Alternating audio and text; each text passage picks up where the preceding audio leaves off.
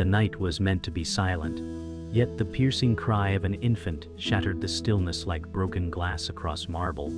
Michael's heart skipped as he stumbled into the sterile hospital corridor, disoriented by echoes he could not escape. The nurse whispered his name softly, but every syllable carried the weight of a verdict he wasn't ready to face. He had been the life of every party, the man who danced through nights without consequence. But now the ground beneath him tilted with unbearable force.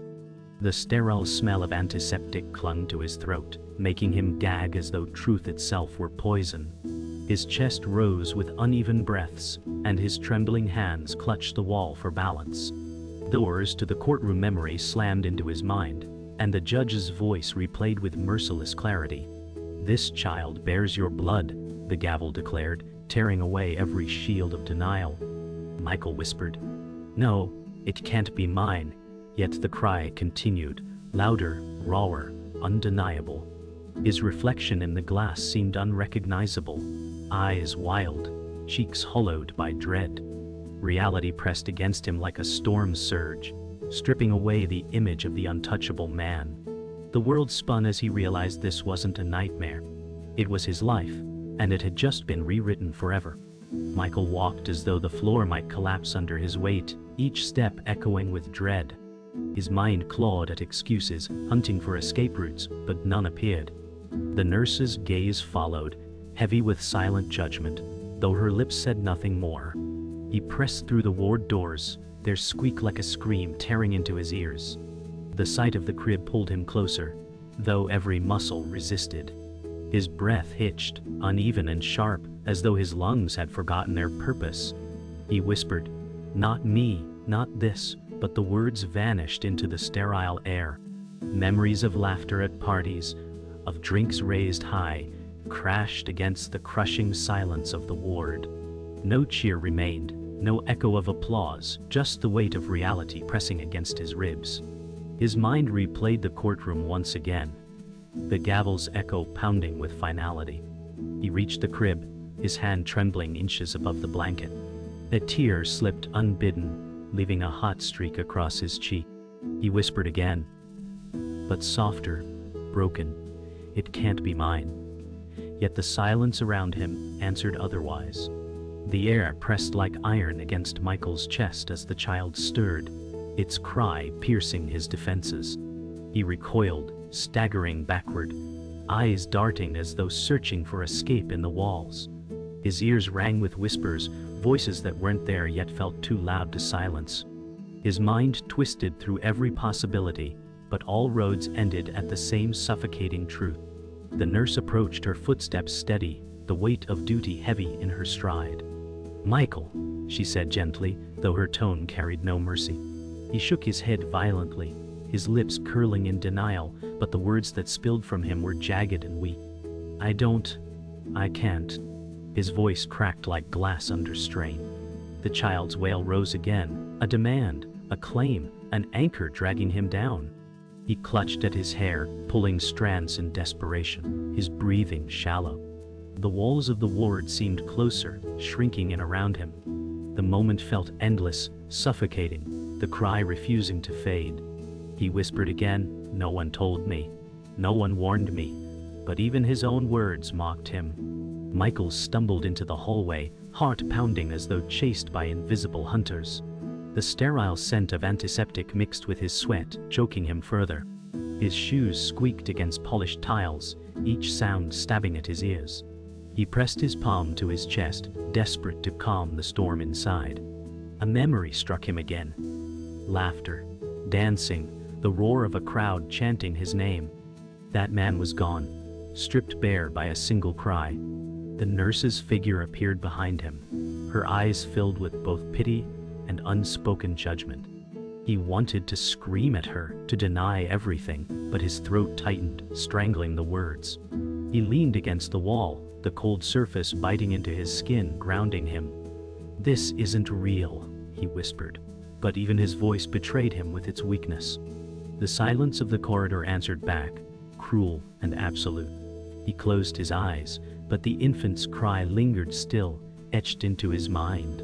He sank to the floor, knees striking tile, the impact jarring but numbing compared to the storm inside him. His hands pressed against his face, shielding him from light he no longer wanted to see. He thought of every careless night, every face blurred by laughter, every choice that seemed harmless until now. The infant's cry echoed like a haunting refrain, each wail cutting deeper than the last. He muttered broken fragments. "I can't. Not me. Not now," his words splintering under the weight of despair. His tears fell freely, soaking into his palms, hot rivers of shame he couldn't contain. The nurse crouched beside him, her hand hovering just above his shoulder, unsure whether comfort or restraint would be enough. Michael's chest heaved as though drowning, his breath scraping in and out. In that moment, he knew denial would not save him. The truth had already branded him, and there was no turning back. Michael sat on the hospital bench, his body stiff, his face buried in his palms. The echoes of the infant's cry lingered in his mind, haunting him even in silence. He tried to push it away, but it clung like a curse he could not shake. His chest rose and fell unevenly, every breath feeling like broken glass against his lungs. He whispered, "This isn't me, it can't be me," though his voice carried no conviction. The nurse walked past, her eyes cutting into him with a mixture of pity and disappointment, a reminder that the world already judged him. Michael remembered nights of applause, where laughter drowned all shame, where he was untouchable. Now the walls were heavy, pressing on him with truths he could not deny. His mind screamed for escape, but his body sat frozen, trapped by something deeper than fear. The silence was heavier than any noise he had ever known. He clenched his fists, knuckles whitening, as if he could hold on to the last fragments of his old life. But the image of the baby returned, fragile yet demanding, breaking him from within. The sound of footsteps echoed, and Michael looked up to see his sister Emily rushing in, her face carved with concern. "Michael, what have you done?" she said, her voice trembling. He swallowed hard, his throat dry, unable to meet her gaze. The words cut deeper than any gavel, sharper than the nurse whisper. He shook his head, muttering, "I didn't choose this, Emily, I didn't know." Her eyes narrowed, a storm of both love and judgment swirling within them. She stepped closer, her hand hovering near his arm, but not touching. "That child exists, whether you want it or not," she said, her voice rising with controlled fury. Michael felt himself shrinking under her gaze, like a boy caught in a lie too big to escape. His pulse raced and sweat prickled at his neck as her words crushed a little strength he clung to. He turned away, whispering into the floor, "I'm not ready." Emily's silence said everything. Readiness had never been part of the equation. Emily sat beside him, her eyes still fixed, unblinking, as though searching for the brother she once trusted. Michael pressed his hands tightly together, veins bulging as though prayer might rescue him. She sighed deeply, her breath heavy with disappointment. "You've run from everything, Michael, but this isn't something you can drink away." He flinched, her words piercing old wounds, memories of nights when he drowned himself in bottles instead of truth. He muttered, "I thought my life was my own," his voice hollow, breaking like fragile glass. Emily leaned forward, lowering her tone, her words gentler now. "Maybe this is your chance to stop running." Her hand finally touched his shoulder, steady, grounding. Michael's eyes glistened with tears, though he refused to let them fall. His chest burned, a war of shame and longing colliding inside him. The silence stretched, heavy yet softer than before, filled with the weight of family instead of judgment. He closed his eyes, whispering only, "I don't know if I can." The doors swung open, and their father, Richard, entered, his presence towering, his eyes sharp with unspoken accusations. Michael froze, his breath caught in his throat, while Emily straightened, her body tense. Richard's voice carried thunder as he declared, "You've disgraced this family, Michael." His words hit harder than any blow, tearing through Michael's fragile defenses. "You'll never live this down," Richard continued, his face hardened by years of pride. Michael looked at him, desperation spilling into his eyes, but no words formed. Emily rose, standing between them, her body trembling yet unyielding. "Enough," she said firmly, her voice shaking but resolute. Richard's glare darkened, but he paused, his jaw tightening. Michael slumped further, unable to fight back, crushed by the weight of shame. His father's judgment hung in the air like a noose, each second squeezing tighter. Michael whispered, barely audible, "I didn't know." But Richard's silence told him that ignorance was no shield. Richard stepped closer, his presence suffocating, his shadow falling over Michael like a storm cloud. "You are no son of mine," he growled, his voice low but burning. Michael flinched, his chest heaving, his hands trembling in his lap. Emily's voice cracked as she shouted, "Stop, he's broken enough already." Richard's eyes flickered, torn between rage and hidden pain, but his pride refused to bend. Michael finally lifted his head, his face streaked with tears, his voice shaking but sharp. "I never asked for this. I never asked for him." The words hung in the corridor, jagged and cruel, and silence devoured them instantly. Emily's gasp echoed, her eyes wide with horror. Richard turned away, his lips pressed tight, his hands curling into fists. Michael collapsed against the wall, his body limp, drained of everything he thought he was. The corridor felt colder, emptier, as though hope itself had been driven out. Michael returned home, but the walls felt hostile, each shadow whispering accusations. His phone buzzed endlessly, messages from friends who once adored him now dripping with questions and judgment. He tossed it onto the couch, but the sound echoed louder than it should. He muttered, "They'll never see me the same," his voice hollow. The laughter he once commanded at every party now felt like a ghost taunting him. He pulled open a bottle, staring at the amber liquid, but his hand trembled, and he slammed it shut again. His reflection in the black television screen stared back, eyes hollow, cheeks drawn. Outside, voices of neighbors drifted faintly, low murmurs carrying weight, sharp with gossip. He pressed his hands to his ears, desperate to shut them out, but the whispers dug deeper, gnawing at his chest. His shoulders slumped, every muscle screaming surrender. He whispered to himself, "They'll never let me forget," and the silence of the room confirmed his fear.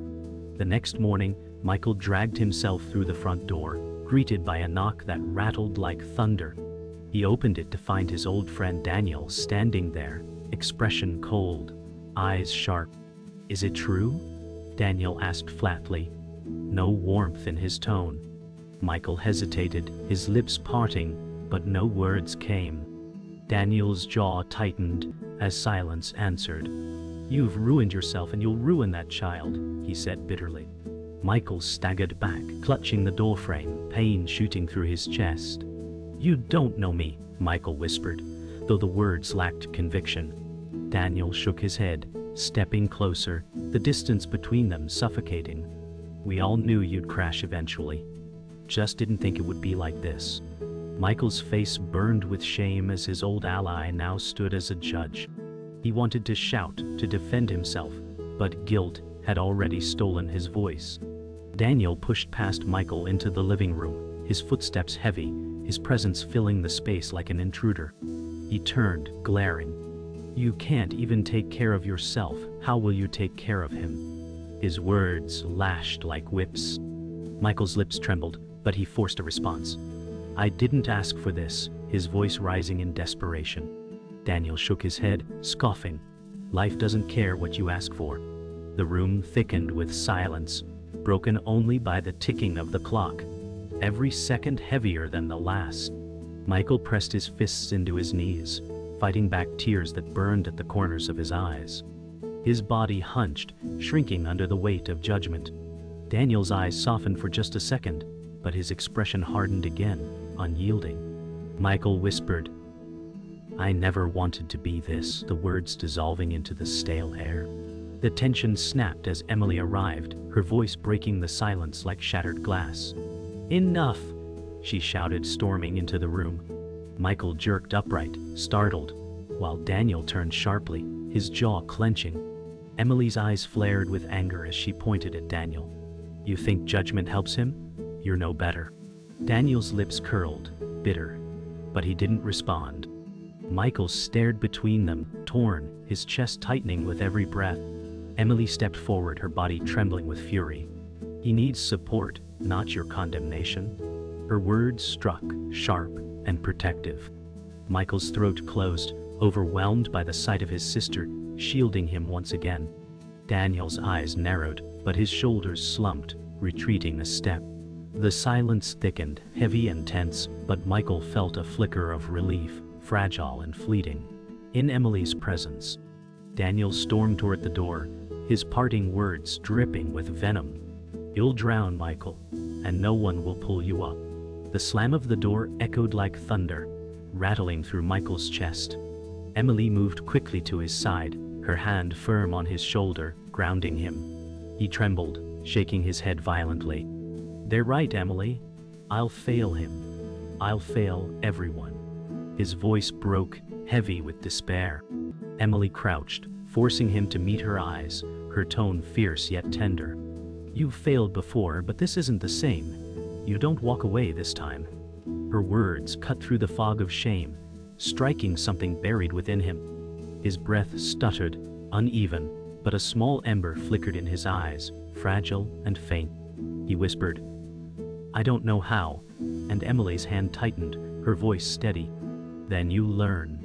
The silence that followed was thick, but it carried the weight of possibility. Michael sat across the table from Emily, the silence between them sharp enough to wound. His hands twisted together, sweat slicking his palms as he muttered, "Something doesn't add up." Emily's face stiffened, her lips pressed tightly, her eyes shifting away. He leaned forward, voice trembling. "Why did no one tell me sooner?" She froze, her body taut, breath shallow. Michael's heart pounded as realization crept in, like a shadow he could not fight. Emily finally whispered, "It wasn't meant for you to know." Her words hung in the air, heavy and cold. Michael blinked, his chest tightening, the walls of the room shrinking in around him. He whispered, "What are you hiding?" His sister's silence screamed louder than any answer. Emily rose suddenly, pacing the kitchen, her movements restless, her face pale. Michael's voice cracked as he shouted, "Tell me the truth." She spun toward him, her eyes glistening.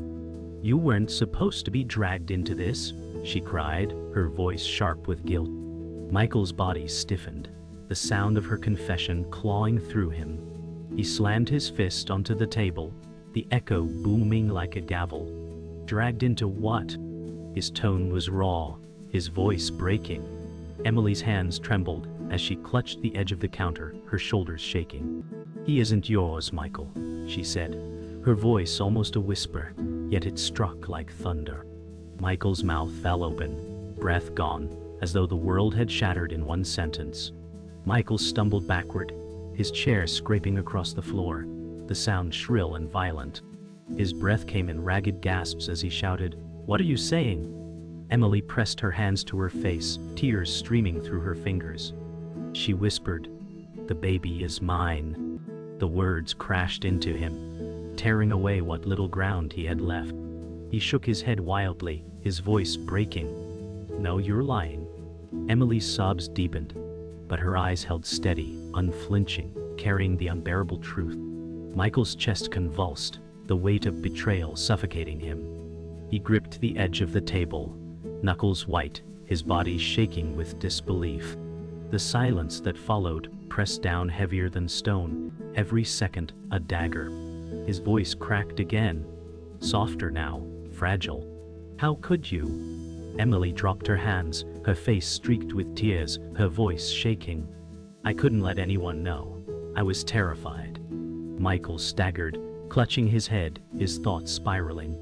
"You let me take the blame," he whispered, each word bitter.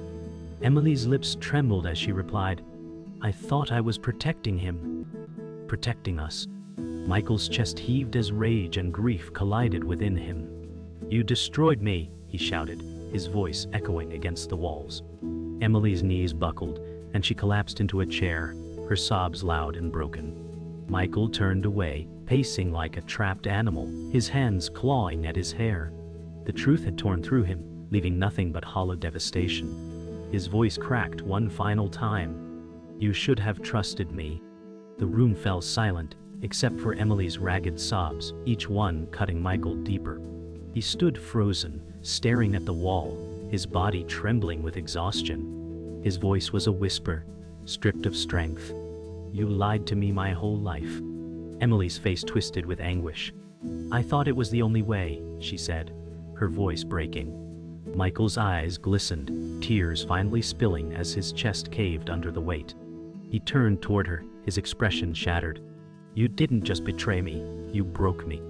Emily reached a trembling hand out, desperate, but he recoiled, stepping back into the shadow.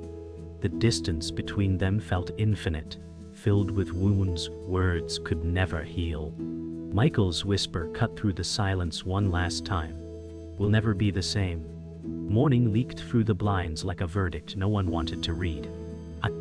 Michael sat at the kitchen table, staring at the dent his fist left last night. Emily hovered by the sink, pale and shaking, twisting a dish towel into knots. He said, "We cannot let silence finish what lies began." She flinched, then straightened as if a wire pulled her spine. "They will destroy me," she whispered, fear cracking every syllable. He met her eyes, voice low. "They already tried to destroy me. I am still here." The house answered with a hum from the fridge, and a distant siren, cold urban music. Emily drew a breath that shuddered like thin glass. "If I speak, it becomes real," she said, and her hands finally stilled. Michael nodded, feeling the floor settle under him for the first time in days. "Then we speak. We drag the truth into daylight," he said. Her gaze wavered, then held. "Stand with me," she asked. He said, "I will not move." The courthouse steps rose like a cliff face, and every camera flash felt like hail. Richard waited by the doors, suit immaculate, jaw locked with purpose. He said, "Turn around before this stains us beyond repair." Emily froze, but Michael stepped between them, breath steady. "It is already stained," he said, each word measured like steps on thin ice. Daniel drifted from the crowd, guilt flickering across his eyes before pride buried it. "You should have stayed small," Daniel muttered, as if it were mercy. Emily looked past them to the brass handles and the seal above them, heavy as history. "I am not hiding," she said, voice quiet but clean. Richard's glare hardened into something colder than anger. "You do not know the world you are inviting," he warned. Michael answered, "We live in it either way." The doors groaned open, and the echoes sounded like a drum calling them forward. Inside, oak panels swallowed every sound until voices seemed carved, not spoken. Emily stood before the bench, hands clasped so tight her knuckles blanched. The judge waited, patient and grave, while the room leaned in. She said, "He is my child," and the syllables rang like metal. A ripple passed through the gallery, soft as a shiver yet sharp as a blade. Michael felt a sting of truth and relief, a breath apart. Richard exhaled, a quiet storm that never broke into rain. Daniel looked away, as if the floor had become a mirror. Emily recounted nights of fear and mornings of silence, words steady despite the tremor in her breath. Michael said, "I carried the blame because I thought I deserved it." The judge lifted a brow, measuring weight and cost. The newborn's distant cry drifted from the corridor, a thread pulling every heart toward the door. The questions sharpened, each one stripping another layer of armor. "Why now?" the judge asked. "And why the lie?" Emily swallowed, then said, "Fear taught me to hide. Love is teaching me to stop." Michael rose, voice low but clear. "Blame me for the noise I made of my life, not for the quiet I kept for hers." Richard stood with a rustle of wool and pride.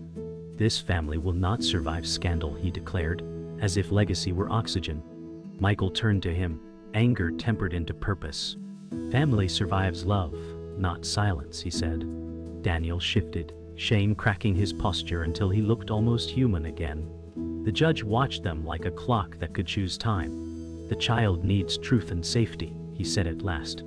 The room held its breath, and even the lights seemed to wait. The ruling came not as thunder, but as a measured chord. Temporary custody would hold with oversight, and the truth would no longer be a rumor. Emily trembled, a sob turning into breath that did not break. Michael felt the room tilt, then steady, as if his spine had learned a new shape. Richard looked smaller, not for lack of height, but for the first time without armor. Daniel murmured, "I was wrong," the words landing like late rain on a dry field. Michael touched Emily's shoulder, a promise without fireworks. He said, "We start clean, and we start now." She nodded, tears bright, resolve brighter. The doors opened to daylight, and the sound of a baby's cry found them again. It no longer sounded like a sentence. It sounded like a beginning that demanded courage, and gave none back for free. The house felt different, no longer haunted by silence, but still heavy with aftermath. Michael stood by the window, watching rain streak down the glass, each drop echoing the scars inside him. Emily sat nearby, rocking the baby gently, her body fragile but steadier than before. He whispered, "Everything has changed," and his voice carried both fear and faint wonder. Emily looked up, her eyes tired but alive. "Change is all we ever had," she said softly, her words trembling but true. Michael's fists unclenched, his shoulders lowering for the first time in weeks. He walked closer, every step hesitant but deliberate, as though testing new ground. He brushed a hand over the baby's tiny arm, his breath catching at the warmth. Emily watched quietly, no words left, only the sound of rain and the faint rhythm of the child's breathing. Dinner was quiet, the clinking of cutlery echoing louder than any conversation. Michael pushed food around his plate, his appetite lost, while Emily fed the baby with calm precision. She said suddenly, "People will talk forever, but the noise fades when we stop listening." Michael stared at her, unsure whether to believe her strength or fear its fragility. He muttered, "Noise has always been louder than me." Emily set the bottle down, her gaze sharp, unwavering. "Then stop shrinking beneath it," she said, her tone steady. The words struck him, not cruel, but carved with truth. He inhaled slowly, shoulders stiff, as if testing the weight of her challenge. The baby cooed softly, a fragile note in the heavy air, pulling them both to stillness. Later that night, Michael sat alone on the porch, cigarette burning but untouched between his fingers. The city hummed faintly in the distance, muted under thick clouds. His thoughts churned, dragging him back to every moment of denial, every failure that had scarred his name. Emily stepped out quietly, blanket around her shoulders, the baby asleep in her arms. She sat beside him without a word, the silence strangely comforting. After a long pause, Michael spoke, his voice raw. "I wanted to run. Even now I want to." Emily turned, her face soft. "But you're still here," she said, her tone gentle but strong. Michael exhaled sharply, flicking the cigarette away, the ember fading like the remnants of who he once was. Days blurred into each other, but healing carved slow paths in the silence. Michael helped Emily fold laundry, his clumsy hands fumbling with the baby's tiny clothes. He laughed softly at his failure, a sound cracked but genuine. Emily smiled faintly, the first hint of warmth between them in weeks. "You'll learn," she said, her tone lighter. Michael met her gaze, and for a moment the shame didn't own him. The baby stirred in the crib, stretching small hands toward the air, and both siblings froze, captivated by something so simple, so fragile. Michael whispered, "He deserves more than us." Emily shook her head, voice steady. "He deserves us trying," she replied. The words settled like an anchor, fragile but unshakable. The evening closed with quiet instead of storm. Michael sat in the living room, Emily beside him, the baby asleep between them in a crib. He whispered, "I am still afraid." Emily nodded slowly, her eyes fixed on the child. "So am I," she admitted. Michael's shoulders loosened at the honesty, the silence turning less cruel. The baby shifted softly, a tiny sigh filling the room, and Michael leaned closer, staring at the small chest rising and falling. His voice cracked as he said, "I will not leave him." Emily reached over, placing her hand on his, her grip steady. She whispered, Then maybe we'll make it. The words lingered, fragile but true, carrying the weight of both pain and hope. For the first time, Michael did not flinch from them. Morning rose clean and sharp, as if the night had been scrubbed from the sky. Michael brewed coffee with hands that no longer shook, listening to the baby's soft breaths like a metronome for courage. Emily set a small card on the table, a name written in careful letters. She said, "He deserves something solid." Michael traced the ink, feeling the weight of a promise he once feared. He said, "Then we built around it, brick by honest brick." The house felt lighter, not empty but aired out, as if truth had opened windows in every wall. Emily smiled, fragile and bright. "We made it to morning," she said. Michael nodded, a quiet vow tightening his spine. "And we keep making mornings," he answered, letting the words anchor instead of float. A knock sounded, polite but heavy, and the air tightened before the door even opened. Richard stood on the porch, hat in hand, pride folded smaller than before. He said, "I came to see if the child is safe." Michael held his gaze and did not retreat. "He is, and so are we," he said, steady as a beam. Richard's eyes wavered, a storm breaking without thunder. "I mistook silence for order," he admitted. Emily stepped forward, guarding and gracious at once. "We won't trade truth for comfort again," she said. Richard nodded, a man unlearning his own rules. He whispered, "Teach me to visit without judgment." Michael stepped aside, leaving space where a wall once stood. Later, Daniel waited on the sidewalk, hands buried in his pockets like contraband. He said, "I spoke like a man who hadn't bled yet." Michael stopped a few feet away, letting the distance confess for both of them. "I carried noise because I was afraid of quiet," Michael said, surprised at his own clarity. Daniel nodded, eyes damp with something unperformed. "If you need a night off, call me," he offered, clumsy but real.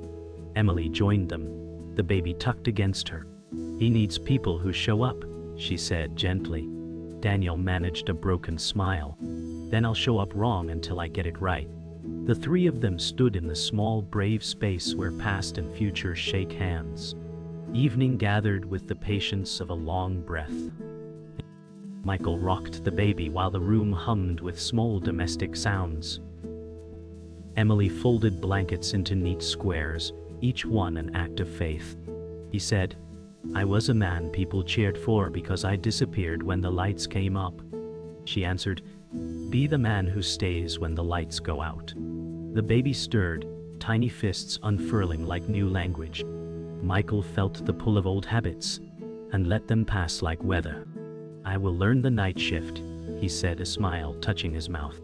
Emily nodded, relief loosening her shoulders. "We share the weight until it turns into muscle," she said. The clock clicked forward, gentle as a heartbeat. Night settled fully, and the house held its breath like a cathedral after prayer.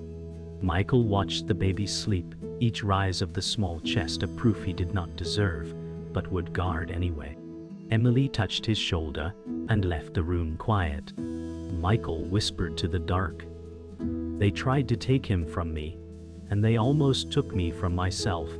He leaned closer, voice steady at last. "You will always know who I am."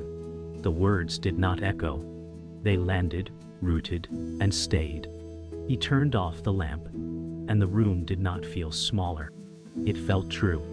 The old life knocked once, then moved on.